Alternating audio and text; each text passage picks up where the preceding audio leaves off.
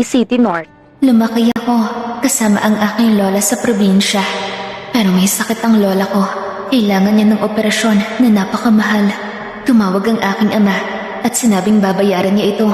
Kaya pinapapunta niya ako sa C-City. May problema sa likuran. Ang hari ng impyerno sa City. Si Ethan Walker, hari ng impyerno! Oo, kung gusto kanyang patayin, kahit ang hari hindi ka bubuhayin. Tara na, bilis! Tara na, tara na!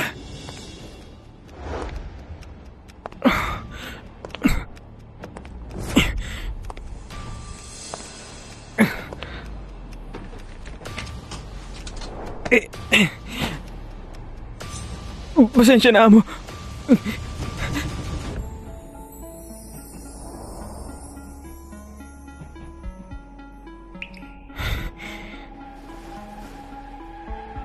Nasaktan ka. Hayaan mong bendahan ko yan.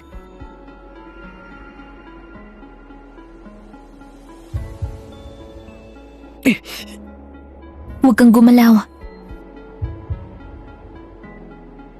May sakit ang lola ko, kaya natutunan ko ilang mga medical na gagawin. Lahat ng tao gustong patayin ako.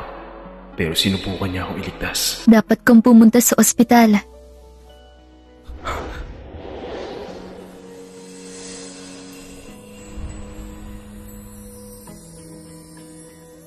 Anong ginagawa mo?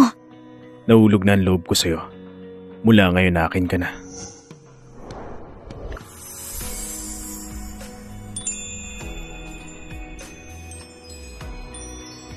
Hindi naman siguro siya masamang tao. Ang lakas ng loob mo. Sasabihin ko sa'yo, ako ay may asawa na. Alam mo ba kung sino ang asawa ko? Sino? Siya. Si Ethan Walker, hari ng impyerno! Oo, kung gusto kanyang patayin, kahit ang hari hindi ka bubuhayin. Tara na, bilis! Ang asawa ko ay si Ethan Walker, ang hari ng impyerno. Kung hahawakan mo pa ako, patay ka na.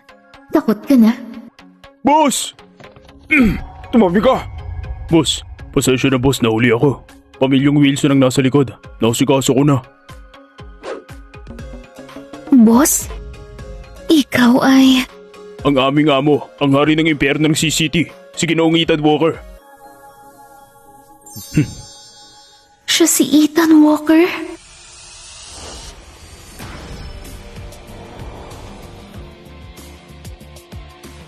Saan ka pupunta? City Station. Baliw ka. Handa na tayo sa pagbaba. Kailangan kong makita agad si Papa. Boss, sinaktan ka niya. Patay siya sa akin. Huwag kang ganyan sa asawa ko. Asawa mo? Boss naman, marami pa siyang babae. Ba't doon pa sa taga-bundok? Sinaktan ka niya. Katumbas ito ng pagmamahal. Bakit ako lang ang sinaktan niya at hindi ikaw? Sa araw na to mismo, alamin mo ang impormasyon niya.